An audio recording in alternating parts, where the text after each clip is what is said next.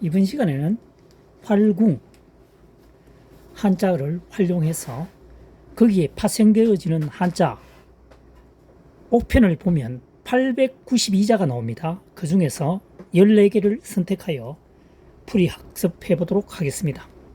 활궁입니다. 이 글자를 통으로 외우는 것보다는 이 활궁에 맞게끔 글자를 분리하여 학습하면 훨씬 효과적입니다.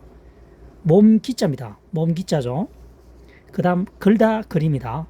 옥편에는 나오지 않습니다. 이것은 한자사랑이 지정한 글자입니다. 옥편에 없기 때문에 한자사랑이 이 글자를 만들었다는 얘기입니다. 몸에 걸고 다니는 무기는 활이라는 얘기죠. 다시 한번 설명해 보겠습니다. 몸기, 걸다 글. 몸에 걸고 다니는 무기는 활이다. 활궁이 되겠습니다. 그 다음 필발자입니다.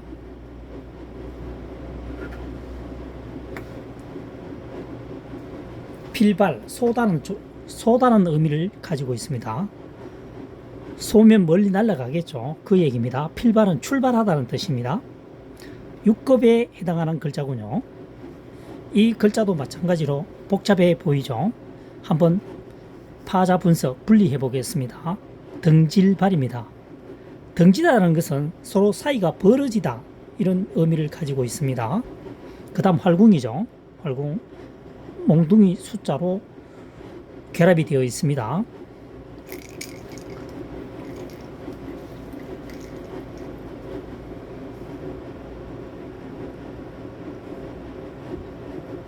자, 이것을 뜻을 풀이해 보면 활궁이죠.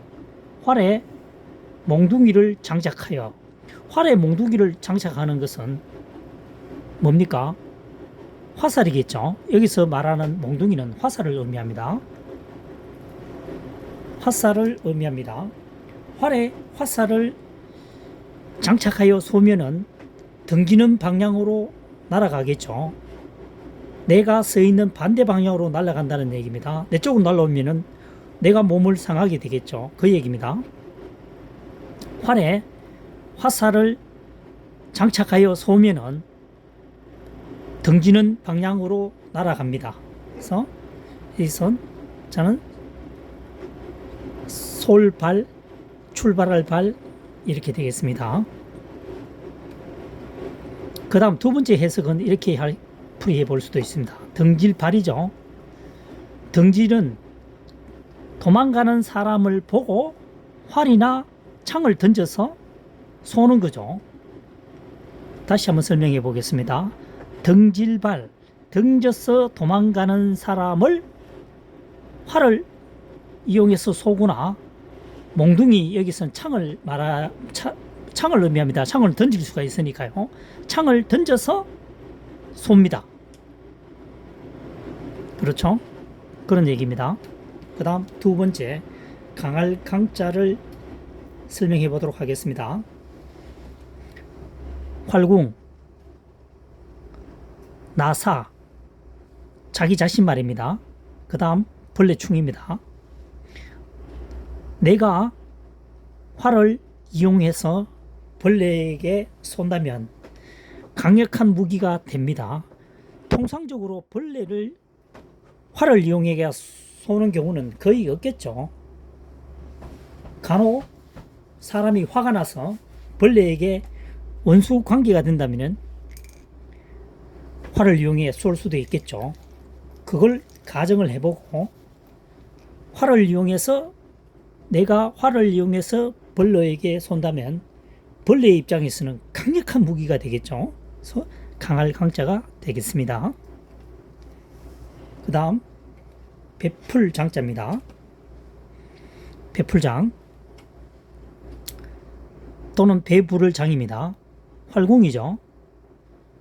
길장자입니다. 길이가 길다는 뜻이죠. 길장입니다. 활이니까요. 활을 길게 잡아당기면 활을 처음에 있던 활이죠. 가만히 있는 활입니다. 잡아당기면 이렇게 되겠죠.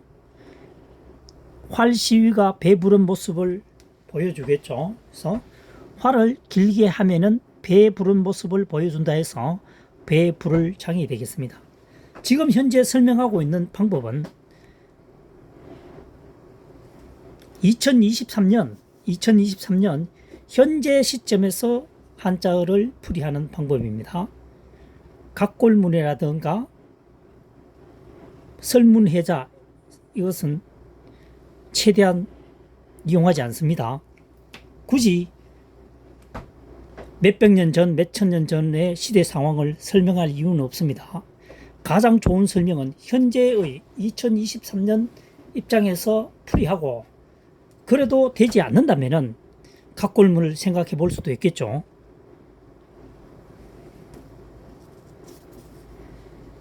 네 번째는 아우제자입니다. 8급에 해당하는 글자군요. 이 글자를 분리해 보면 두 갈래 아입니다. 두 갈래 아. 그 다음 활궁이죠. 그 다음에 삐침별이 있습니다. 그러면 이것을 다시 결합을 시켜보면 활이죠. 활이 두 갈래로 삐쳐서 쏠려고 하는 생각은 나이 어린 아우의 미숙한 행동이다.